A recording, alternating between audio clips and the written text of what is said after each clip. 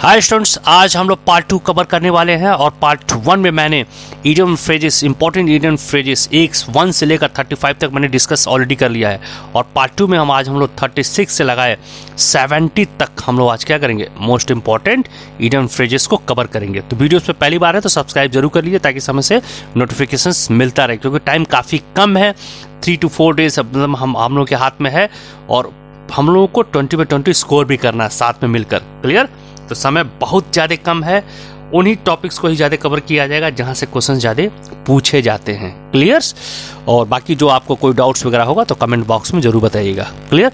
तो चलिए नोट्स निकाल लीजिए और बाकी जितने भी इडियम एंड फ्रेजेस हैं इसका स्क्रीनशॉट लेके पॉज करके वीडियोस को आप लोग नोट डाउन भी करते रहिए। क्लियर? तो चलिए बढ़ते हैं क्वेश्चन नंबर 36 की तरफ। तो 36 क्वेश्चन नंबर हमारा है बिटवीन स्काइला एंड चैरिब्डिस।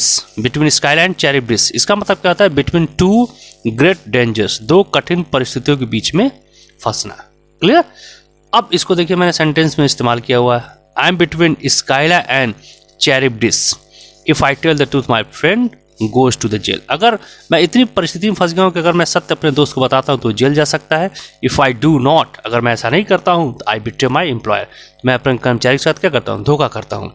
इस दुविधा की परिस्थिति में फंस जाना, इसको बोलते हैं between Scylla and Charybdis. Clear? 37 number देखते हैं, between the devil and the deep sea. Between the devil and the deep sea का मतलब क्या था कि समझे कि to fall between the two great difficulties. एक तो एकदम गहरे समुद्र में बीचों बीच बाम गए हैं और वहीं पे क्या है, एक बहुत ज़्यादा डेविल्स, कोई अपशगुन टाइप का, दैत इस टाइप की चीज़ों से भी आप घिर गए हैं। तो एक तरफ कुआं, एक तरफ खाई, समझिए वही। क्लियर? तो दो मुसीबतों के बीच में फंस जाना, जिसके लिए क्या है, between the devil and the deep सी। अब यहाँ पे स्टेटमेंट मैंने क्या किया, यहाँ पे यूज किया हुआ है। क्लियर? तो आप स्टेटमेंट को भी देख लिए कैसे सेंटेंस में यूज किया गया है। क्लियर? 38 की तरफ बढ़ते हैं। 38 में क्या है, to blow one's own trumpet. To blow one's own trumpet का मतलब क्या था कि अपनी ही ट्रम्पेट में क्या था, तुरही बजाना। तुरही ना, तो युद्ध होता है तो क्या करते हैं, युद्ध को स्टार्ट होने से पहले तुरही बजाया जाता है, ऊपर उठा के एकदम बजाते हैं ताकि सभी को पता चल सके कि युद्ध अब स्टार्ट होने जा रहा है। तो to praise one's own self, अपनी ही सेगी बघारना, अपने ही बारे में बढ़ा चढ़ा के खूब बोलना, दूसरे की ना सुनना, तो इसको बोलते हैं to blow one's own trumpet. ठीक है ना? अपने ही अचीवमेंट्स की आप बक किए हुए हैं, दूसरे का अचीवमेंट से आपको कोई मतलब नहीं है। I hate those persons who blow their own trumpet, मैं उन लोगों से नफरत करता हूं जो सिर्फ अपना ही बारे में बड़ाई करते रहते हैं। क्लियर? बोन ऑफ कंटेंशन, तो बोन ऑफ कंटेंशन का मतलब क्या होता है, the cause of quarrel. The cause of quarrel, झगड़े का कारण होना। क्लियर? तो झगड़े का कारण होना।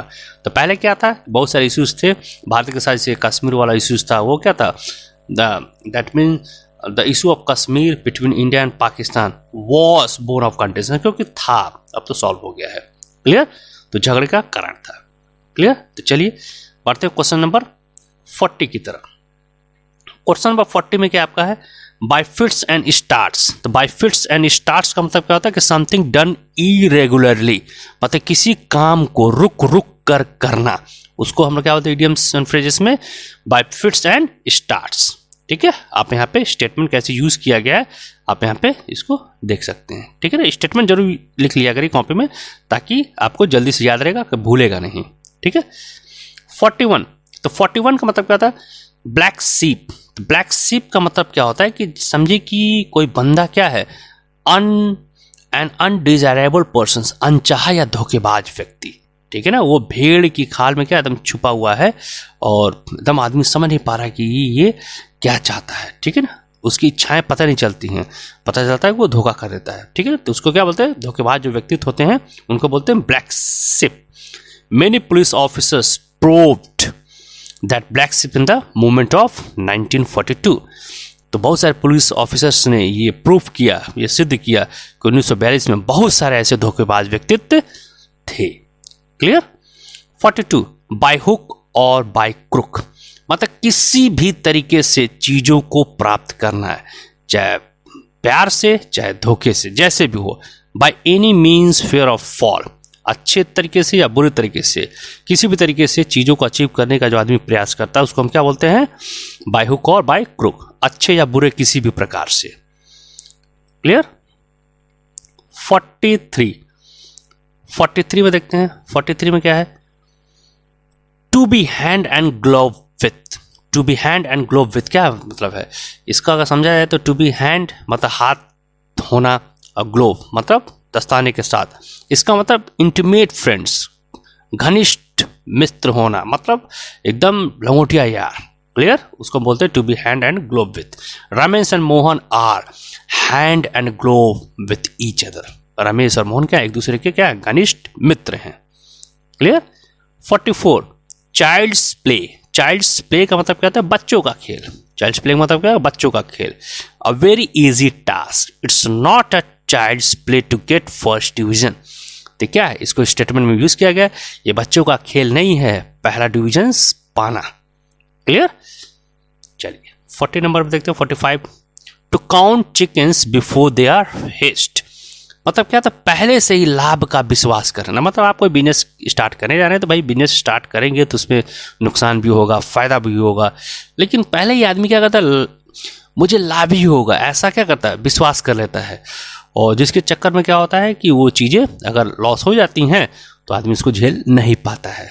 ठीक है ना, इसी को हम लोग बोलते हैं to count chickens before they are hatched. ठीक है ना, बच्चा निकलने से पहले, अंडे से अभी मुर्गी निकली नहीं तभी हम लगे क्या करने, काउंट करने लगे कि कितने इस अंडे से मुर्गियाँ निकली। पता चला कोई अंडा खराब हो गया, मुर्गी बेकार हो गया, और आशा आपने बनाया कि भाई 20 अंडे मुर्गी ने दिया हुआ तो 20 हमको क्या होंगे, इससे चिकन्स बनेंगे, इससे मुर्गे तैयार होंगे। पता चला 2 अंडे खराब हो गए, प्लानिंग आप 20 की कर लिए, पता चला 18 ही हो गया। ठीक है ना, तो इस टाइप का चीज़ों को बोलते हैं to count chickens before they are hatched. 46 में देखिए क्या है, to cut the guardian knot. To cut the guardian knot का मतलब था किसी कठिन समस्या का हल करना। ठीक है, कोई कठिन समस्या उसका हल कर देना। ठीक है, to solve a very difficult problem. तो बहुत सारे समझिए एग्जाम्पल्स ले सकते हैं, कश्मीर इश्यूज हो गया, राम मंदिर इश्यूज हो गया, ये सब बहुत सारी कठिन समस्याएं थी जिसको गवर्नमेंट ने सॉल्व कर दिया। ठीक है ना, तो बोलेंगे the national leaders cut the guardian knot by abolishing the native states. Clear, इसको स्टेटमेंट में मैंने यूज किया हुआ है। 47 cock and bull story. Cock and bull story का मतलब क्या था, अ फैंटास्टिक स्टोरी, मनगढ़ंत कहानी। अ फैंटास्टिक स्टोरी का मतलब क्या था, मनगढ़ंत कहानी। आप बना के कहानी क्या करते हैं, सुनाते हैं, तो उसको बोलते हैं कॉक एंड बुल स्टोरी। जैसे हम लोग बचपन में दादी दी हम लोग को सुनाने के लिए क्या करती थी, मनगढ़ंत कहानी सुनाती थी, राजा रानी की, परियों की कहानी मनगढ़ंत बना के, ताकि हम लोग को नींद आ जाए। तो उसके लिए हम क्या बोलेंगे, cock and bull story. Clear.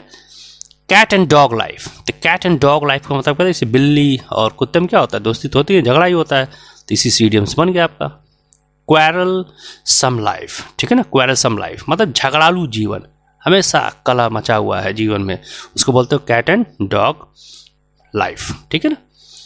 To call a spade a spade.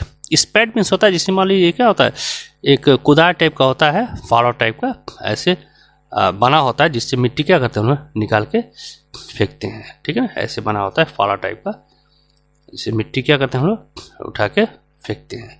ठीक है ना, तो उसको हम बोलते हैं spade. To call a spade, to talk bluntly मतलब कोई बंदा ऐसा है कि कोई बात नहीं बोलना चाहिए, एम्बैरेसिंग बात है, लेकिन उसको भी क्या करता है, इतना मुंहफट है कि लोगों की परवाह ना करते हुए वो क्या करता है, फट से बोल देता है, और उस बात को बोलने से लोगों को एम्बैरेस हो रहे हैं, शर्मिंदगी को महसूस, उससे कोई मतलब नहीं है, एकदम मुंहफट बंदा है, तो उसको बोलते हैं to call a spade, to talk bluntly. ठीक है। Cry for the moon. Cry for the moon का मतलब क्या होता है कि दैट मीन्स असंभव अभिलाषा। आप यही असंभव अभिलाषा कर दीजिए, आपको मान लीजिए IB एग्जाम्स निकालना है और 2 ही दिन पहले आप पढ़ाई स्टार्ट किए हैं। क्लियर। और उसके पहले आपने कभी किताब कॉपी खोला नहीं, तो समझिए कि असंभव अभिलाषा हो गई ना कि IB को क्रैक करना। और जो बंदे एकदम लगे हुए हैं, जो एस्पायरेंट्स हैं, जो एकदम डिजर्व करते हैं, उनकी मेहनत चल रही है, महीनों से चल रही है, 2-4-5 महीने से चल रही है, तो क्या है वो जरूर कट ऑफ क्लियर करेंगे और सिलेक्शन भी पाएंगे पूरा। ठीक है ना। तो क्राई फॉर द मून मतलब असंभव अभिलाषा। His hope for getting Nobel prize, cry for the moon मतलब उसका आशा नोबेल प्राइज पाने का, जैसे लग रहा है कि एकदम असंभव अभिलाषा है। क्लियर। 51 तो 51 का मतलब क्या है, cry over spilt milk. Cry over spilt milk का मतलब क्या होता है, to repent in a vain after loss. अब समझिए कि अब दूध तो गिर गया है और गिर के क्या हो, झटके से पूरे फर्श पे फैल गया है, अब उसके ऊपर क्या चिल्लाना, अब दूध को तो समेट पाएंगे नहीं, तो उसी से ये इडियम्स बना हुआ है। अब हानि तो हो गई है, अब हानि होने के बाद इस पर पश्चाताप करने से कोई मतलब नहीं है, अब उस हानि को क्या करना पड़ेगा, झेलना ही पड़ेगा। क्लियर? तो इस इडियम्स का ये मतलब है, ठीक है ना। 52 का मतलब क्या होता है, इडियम्स 52। तो 52 का मतलब a close shape. A close shape का मतलब कि बाल बाल बचना, ठीक है ना, बाल बाल बचना। I had a close shave in a car accident, मतलब कार एक्सीडेंट में मैं बाल बाल बचा था, ठीक है ना, बाल बाल बचना। क्रोकोडाइल टीयर्स, तो क्रोकोडाइल टीयर्स का मतलब होता है फॉल्स शो ऑफ ग्रीफ, दिखावटी आंसू, ठीक है ना, बनावटी आंसू दिखाना, उसको बोलते हैं crocodile tears. Cold reception, cold reception का मतलब क्या होता है, दिखावटी स्वागत करना, ठीक है ना, एकदम ठंडा स्वागत, दिखावटी। Not hearty welcome. The English cricket team was given a cold reception in India. जो इंग्लिश टीम जो थी भारत में, उसको बहुत ज़्यादा दिखावटी टाइप का स्वागत, बहुत ठंडा स्वागत उसका किया गया, उतना अच्छे से स्वागत नहीं किया गया। Clear? 55 to be caught red handed. To be caught red handed मतलब होता है रंगे हाथों पकड़ लेना। कोई क्राइम कर रहा है, कोई गलत काम कर रहा है, उसको रंगे हाथों पकड़ लेना, उसको बोलते हैं इंग्लिश में, इडियम्स एंड फ्रेजेस में, to be caught red handed. Clear? The thief was caught red handed, statement मैंने यूज किया हुआ। Clear? 56 capital punishment. Capital punishment का मतलब होता है डेथ पेनाल्टी, मौत की सजा, ठीक है ना।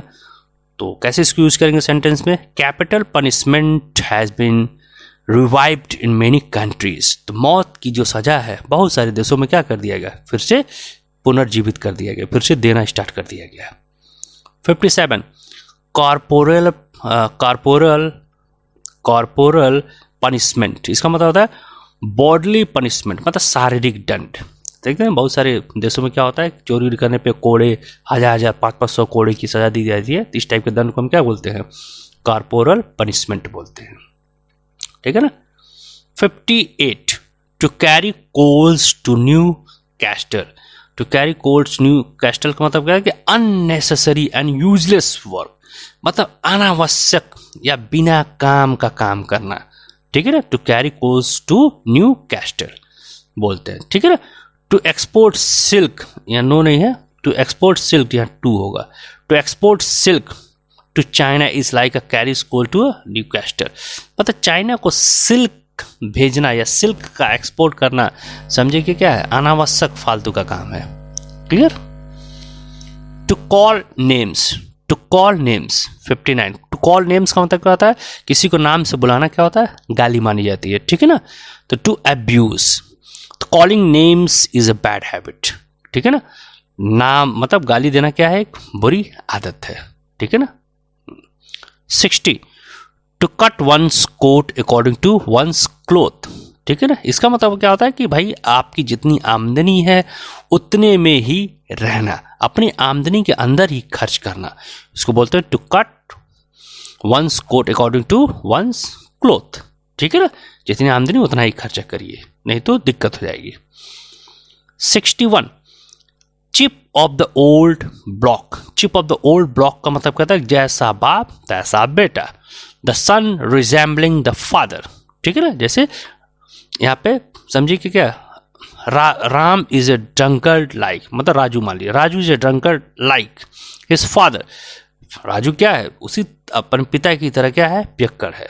तो ही is a chip off the old block, जैसा बाप वैसा बेटा। 62 to cut a sorry figure. To cut a sorry figure का मतलब क्या होता है, अच्छा प्रभाव न डालना, ठीक है ना, अच्छा प्रभाव न डालना। That mean to make a poor impression, एक अच्छा प्रभाव न डालना, खराब इंप्रेशंस दिखाना, ठीक है। तो इसका ये मीनिंग्स हो गया।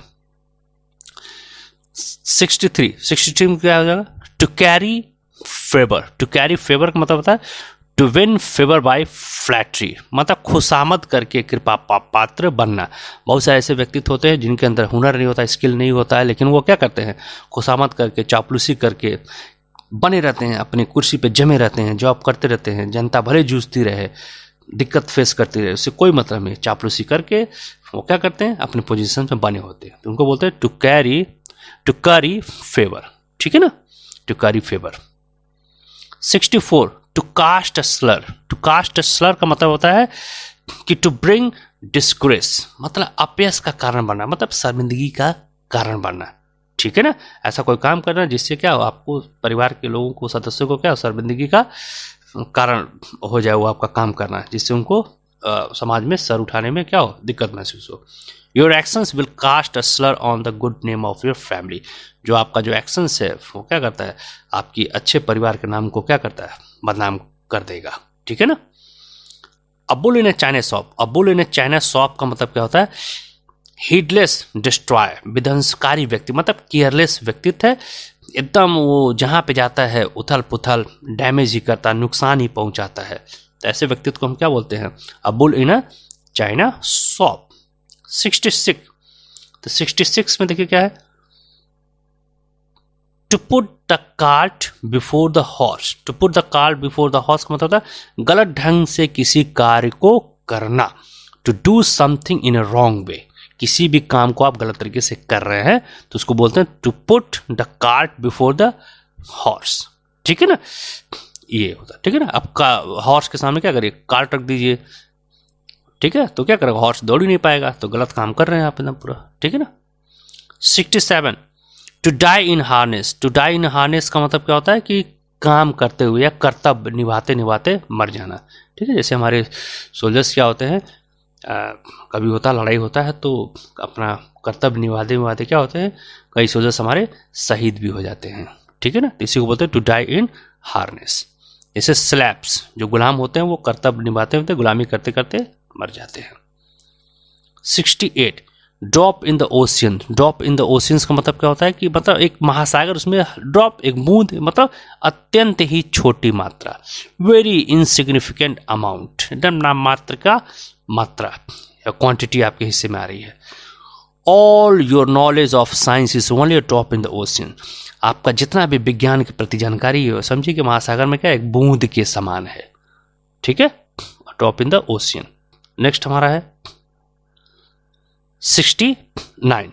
69 में क्या हो जाएगा, अ डार्क हॉर्स। अ डार्क हॉर्स का मतलब क्या होता है, अचानक ही प्रसिद्धि पाने वाला व्यक्ति, ठीक है ना, that means a person suddenly coming into prominence, अचानक ही प्रसिद्धि पाने वाला कोई ऐसा व्यक्तित्व। Mohan came out as a dark horse after the election, clear. Draw battle or drawn match.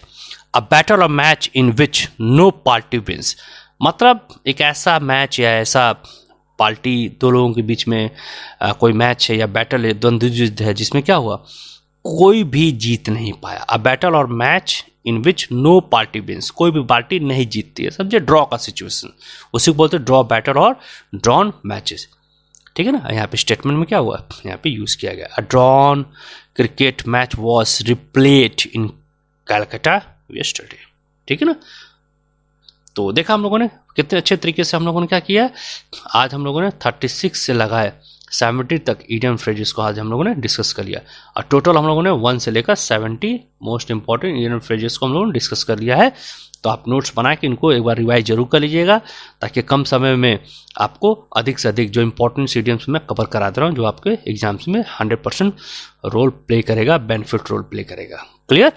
तो चलिए, thanks for watching my video, और मिलते हैं इसी तरह कुछ और इंटरेस्टिंग वीडियोज़ के साथ नेक्स्ट डेज, ठीक है ना। इसके बाद में ग्रामर का स्पॉटिंग एरर्स भी मैं कवर करने वाला हूँ, तो वीडियोस पे जरूर बने रहिए, सब्सक्राइब जरूर करिए ताकि समय से नोटिफिकेशंस आपको मिलता रहे। बाकी जो वीडियोस मैंने आईबी के ऊपर डाला हुआ है इसी एग्जाम्स को टारगेट करते हुए, उन वीडियोस को जरूर देखिए, क्लियर। चलिए, एडवांस में आप सभी को बोलता हूँ best of luck for IB ACO exam, clear. चलिए, thanks for watching my video.